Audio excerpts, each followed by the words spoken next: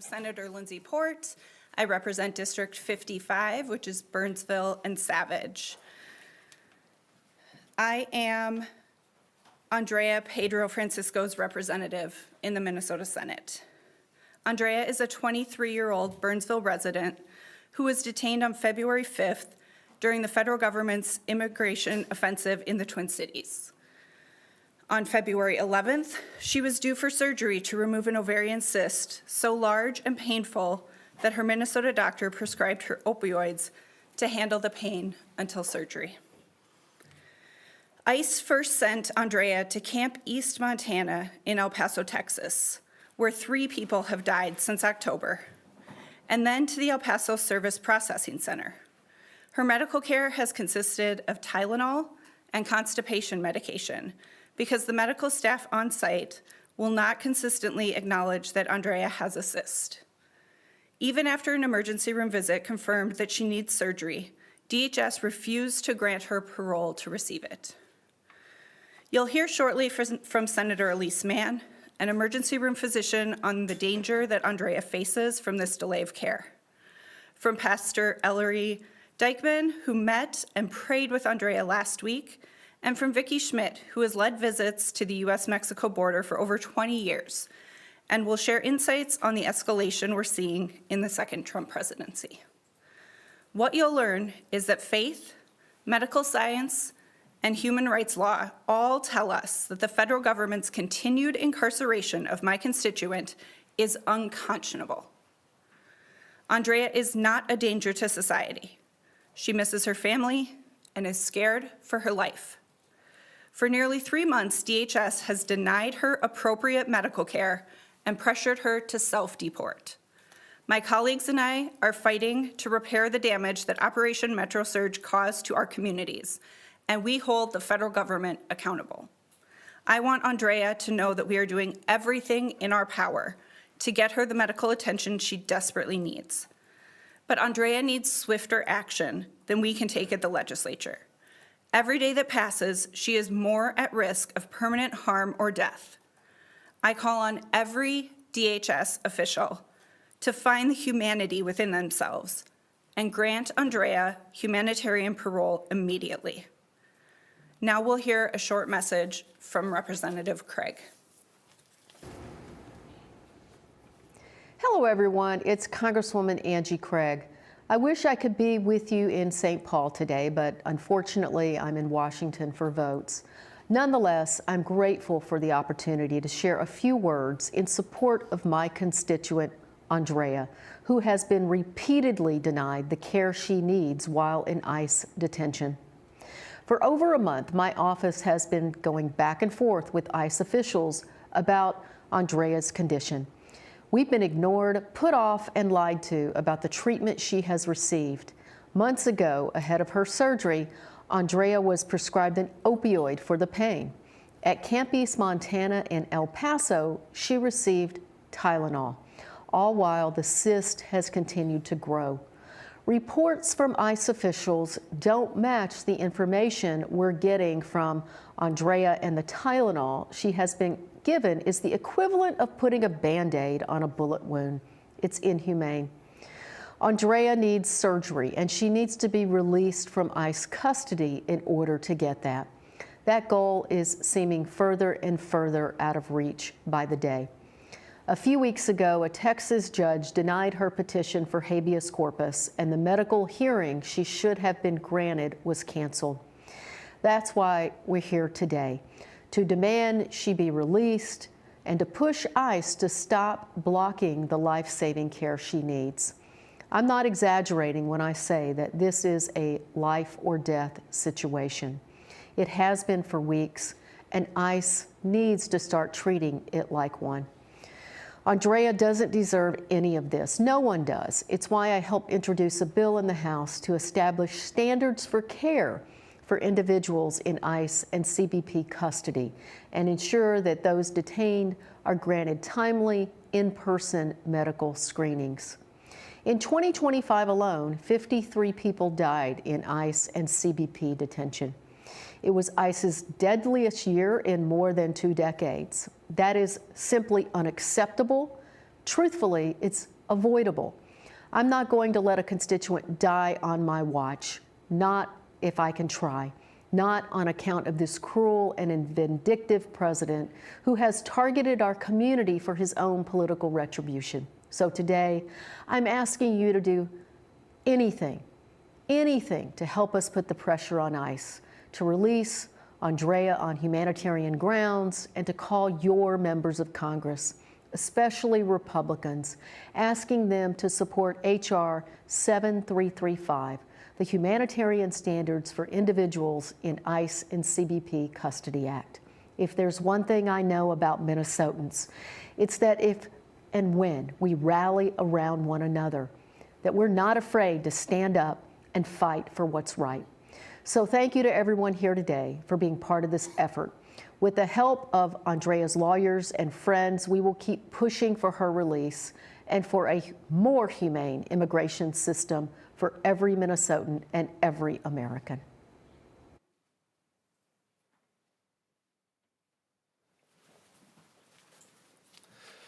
Good morning. My name is Ellery Dykeman, and I am the pastor at Oak Grove Lutheran Church right here in Richfield, Minnesota. I first heard the heartbreaking story of Andrea while I was with our border immersion group down in El Paso last week. We managed to connect with her lawyer, who was going to visit her Friday morning, April 17th, and we made plans to see her together if they would let us into the detention center. So I and a colleague, Pastor Carrie Lauber, who is a Presbyterian minister, and her lawyer, Ruby Powers, arrived at the heavily guarded and fortified El Paso Processing and Detention Center that morning. Lots of employees were just kind of wandering around. It seemed like they didn't have much to do. We left our phones and watches in the car. Nothing that could take pictures or record anything was allowed in the building. And we filled out all of the proper paperwork to get in, leaving our passport behind as collateral so we could get through the door. And amazingly, after sitting in a dingy, cramped, and chaotic waiting space for about 30 minutes, we were brought through 2 different locked doors where we were able to sit with Andrea on metal benches in a small, echoey cinder block room with one-way mirrors. And as you've heard, Andrea is a 23-year-old young woman and has been in the U.S. since she was 16. While we sat together for about those 40 minutes, I noticed that she appeared thinner than in the pictures I had seen of her, including the one right here. She talked a lot about the pain that she was having on the right side of her abdomen, and she kept motioning her hand around to the back, saying that the pain just encompassed that whole space. She shared how she was forced to sleep on the 3rd level bunk, even though she could barely climb that high because of the pain. And all I could see while I was there in this young woman's tired and scared face was my own 22 and 25-year-old daughters, and my dad heart broke. The smile that she had in previous pictures seemed to be replaced by despair, which she didn't deserve. Here, this young woman, who reminded me of my own daughters, was facing a very painful, life-threatening health situation, locked up with violent criminals, with the full weight and power of our vindictive federal government intentionally causing harm and suffering to her. And for what? For what end? When our time was at the end, Pastor Carrie, who was a loving, motherly type woman, said a prayer for Andrea as she bawled into her shoulder. I then gave a Trinitarian blessing in the best Spanish I could muster without any translation, and I marked the cross of Christ on her forehead. And then I gave her the best dad hug I could muster as we all cried. Andrea is caught up in the merciless, punishing gears of our for-profit immigration detainment machine. She was working, paying taxes, supporting her community and her family, and now we are using our tax dollars to detain her and cause her suffering, along with thousands of others like her. All of us should be outraged. This should not be a partisan issue. This is a humanitarian and human rights problem that our government has created. There are tens of thousands of others like Andrea being detained here in our country, all of them created in the image of God and deserve to be treated humanely and with dignity, and in most cases, to be back reunited with their families. We must change as a country. We can do better. Tell your elected officials to support Bill 7335, support comprehensive immigration reform. Contact DHS and tell them to grant Andrea humanitarian parole now. Oppose wasting another multi-billions of taxpayer dollars on more detention centers that is in the Congress right now. We must do better, and we can. Thank you.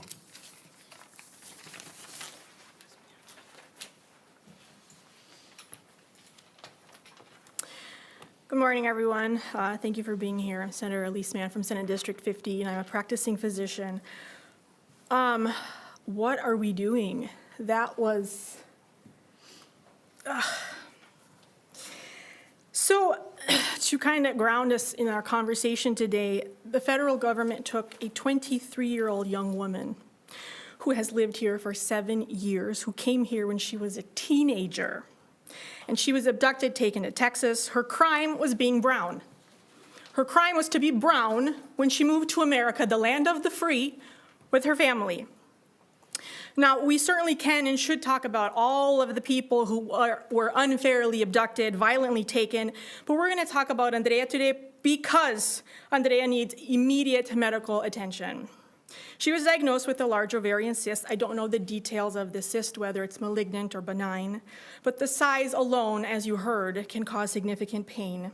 And this is the case with Andrea. She was requiring, again, narcotic strength pain medication to control her pain, medications she does not have access to while in detention. She was scheduled to have her cyst removed just days from when she was abducted by the federal government. And in her case, the purpose of surgery is fourfold. One is to get rid of the constant pain, and we're talking about pain that makes you want to vomit, that makes it hard to move, and it is always there. Number two is to see if it's cancer. We have to take that cyst and biopsy it, and every day that we let that go and don't do anything about it could be detrimental to her prognosis. Three is bleeding. These cysts can cause significant bleeding, and we know that Andrea is having this issue. When you have this much bleeding, you have to have hemoglobins checked to make sure it's not getting too low, and she is not getting that care. And the fourth reason and final reason is that an ovarian cyst this big can put weight on the ovary and cause the ovary to twist onto itself, cutting off the ovary's blood supply. This is a medical emergency. This can impact fertility, and we are talking about a 23-year-old.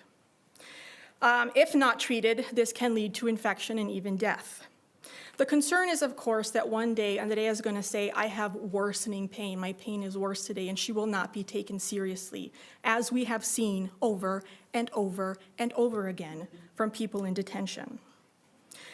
So the federal government is putting this young woman's life on the line, and we are here asking to please let her get the care that we need, and do not let her join the other approximately 50 people who have died under ICE custody in the last 16 months, which is the highest rates of death of people in custody in over 20 years.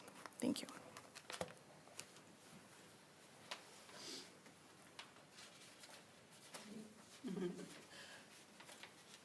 Good morning. My name is Vicki Schmidt, and I'm the co-founder and director of Abriendo Fronteras, Opening Borders. And our goal is to bring people into first-person encounters with migrants seeking safety in our country who have fled their homeland because of violence and hunger and economic loss.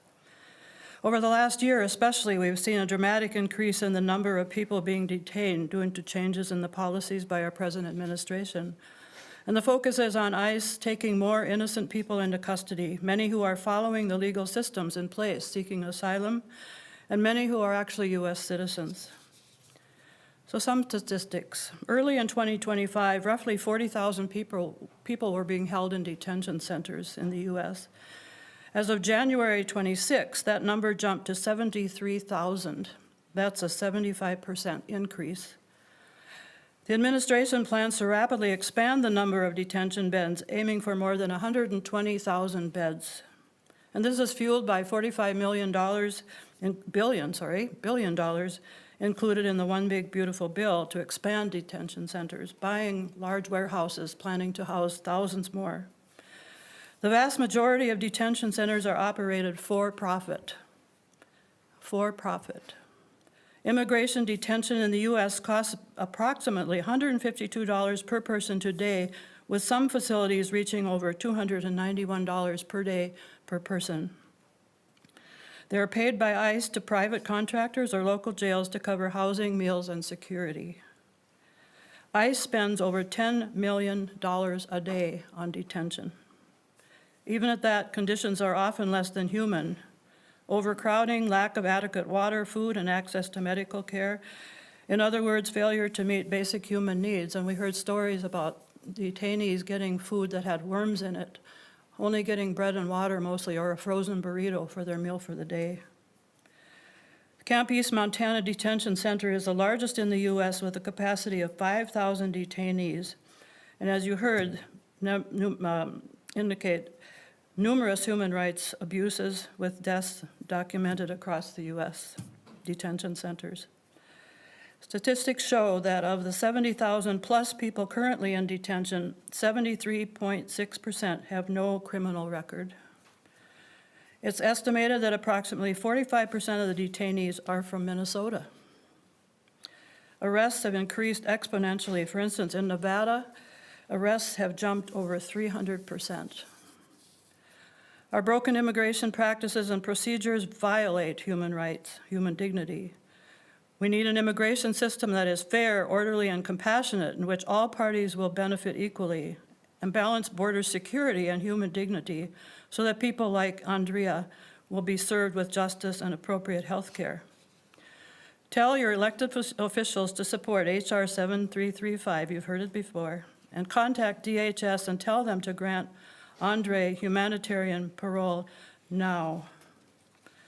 A quote from President John F. Kennedy: "Our immigration policy should be generous, it should be fair, it should be flexible. With such a policy, we can turn to the world and to our own past with clean hands and a clean conscience."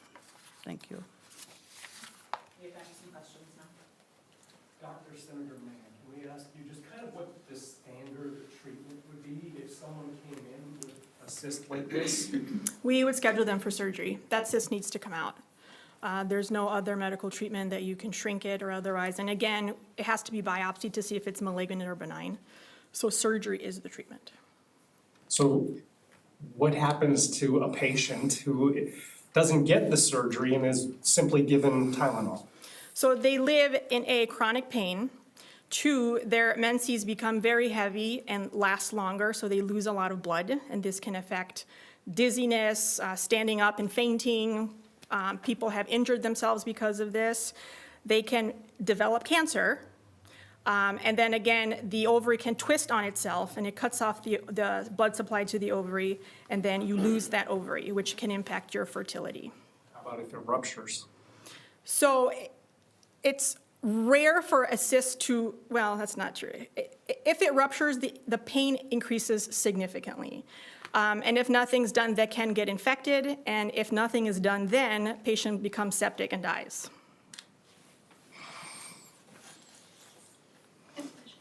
Is there a timeline or a deadline when a decision on humanitarian parole needs to be made? Like, I wonder, is there like, since it's an emergency, does it have to be made in a month, like a timeline or deadline? I mean, now. It needs to be made now. She had surgery scheduled back in February. That means at that point, it was necessary to get surgery. We're now several months beyond that. It is absolutely necessary. She gets the care that she needs. And our call is for that right now. It actually can't wait. The things that Dr. Mann was talking about, they can happen at any moment. It is not, well, you know, she could wait 5 or 6 months and it'll be okay.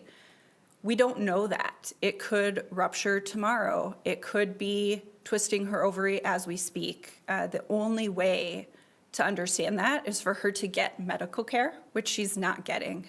So our call is that she receive humanitarian parole and immediate access to medical care right now. Can you discuss her immigration status and how it would have been handled prior to this administration? I understand she entered illegally, but she had an asylum claim. How would someone have handled that prior to January 2025? So just a note, that is maybe for Andrea. Please, if someone's gonna talk on the mic. That's more of a question for Andrea's lawyer, so if you can make your question a little bit more general, that'd be appreciated. Generally speaking, if someone enters the country illegally but has an asylum claim, how would previous administrations handle that? In previous, times previous to this administration, she would have gone through the process. Most likely, as in her case, but in most cases, as long as you're not a danger to the community, you're allowed to live in the community while your claim goes through the process. Andrea was living and working and taking care of her family here in Minnesota. Then she would, or any person who goes through this process would go to their asylum hearings.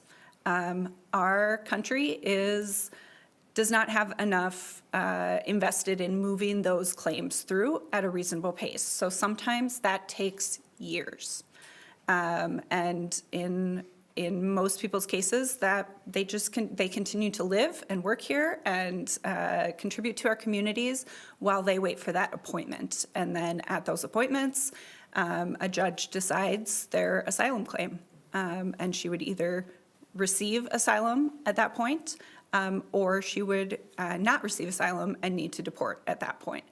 The problem is those processes aren't being followed. These people are just being picked up out of our communities with no warning, no ability to plan for anything.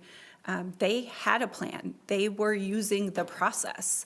And without that, now they're just sitting in detention for months at a time for profit, for these for-profit detention centers. There's no reason that we have twice as many people detained as we did before, except for cruelty and profit. Could anybody speak to the reasoning that the judge gave for denying the petition for release? I'm looking through the orders and I'm having trouble seeing anything that says anything about the medical situation. I think that would need to specifically be addressed to her attorneys. Maybe the pastor could talk to us just kind of about her headspace, like what her kind of attitude was, her emotional state. Yeah, so I didn't mention in my remarks, but she speaks Spanish. And so my conversations with her went through her attorney, who was the translator for us. She looked so just downtrodden and I don't want to use the word hopeless, but just, I think I used the word despair is a good word. You know, that was the first time we had met her. She was one of the times her eyes lit up is when I mentioned I was from Richfield, Minnesota, and she knew that town and knew that there was somebody in Minnesota. We shared with her.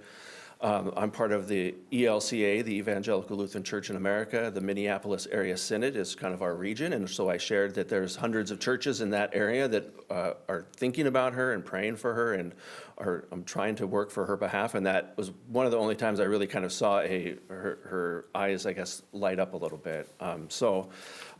She seemed to be in a lot of pain, as I mentioned. The reaching around her back seemed to be currently happening, the pain, and so.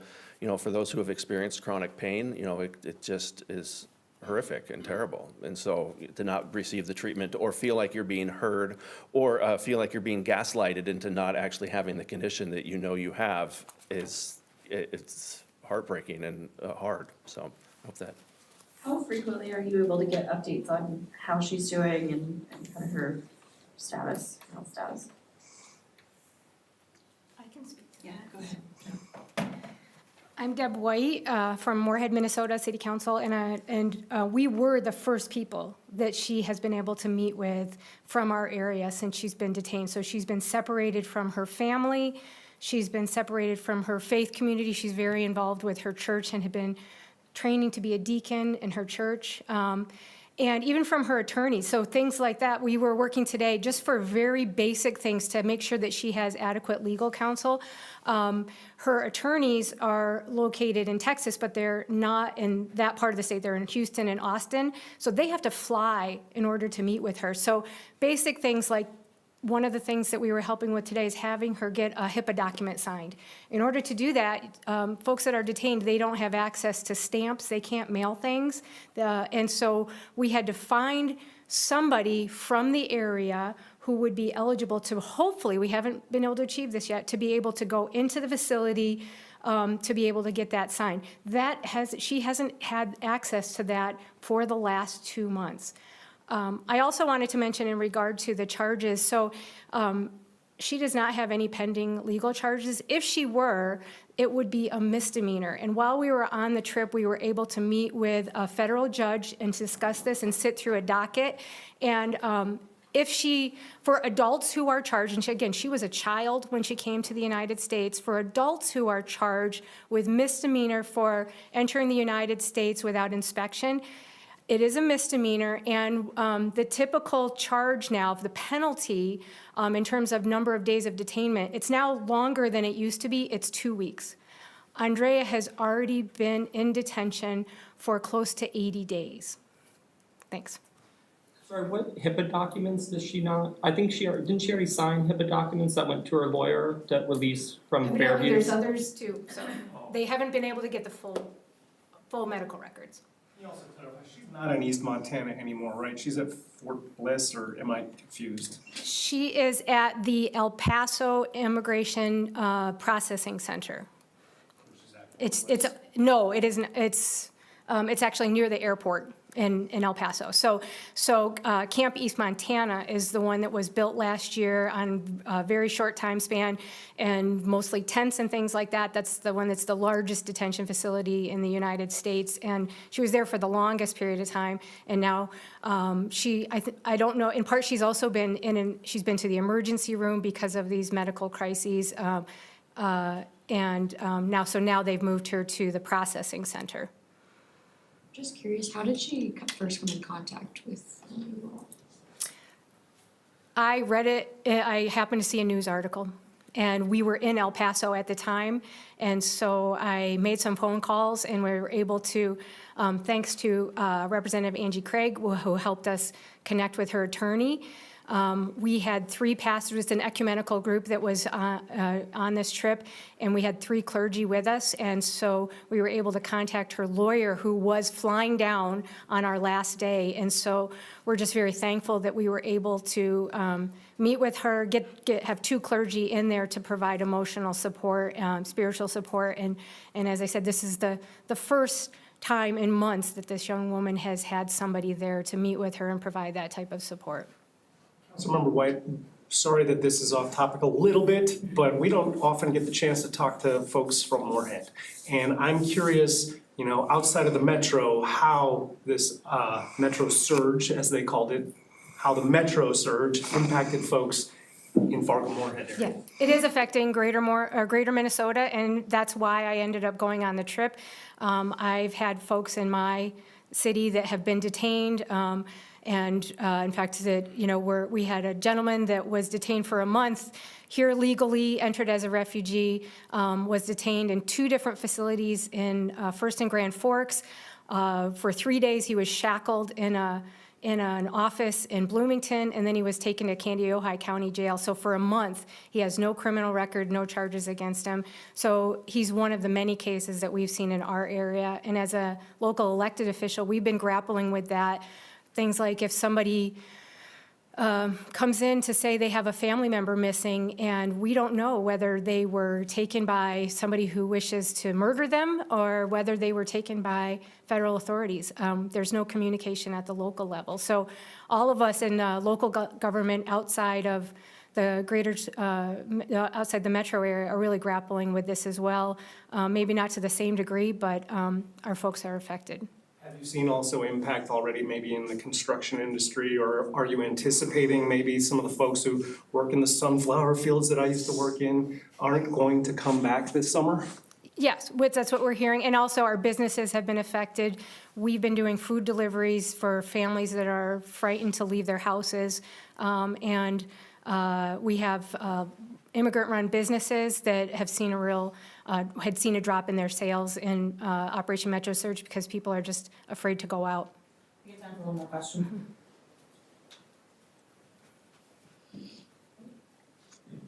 All right. Thank you.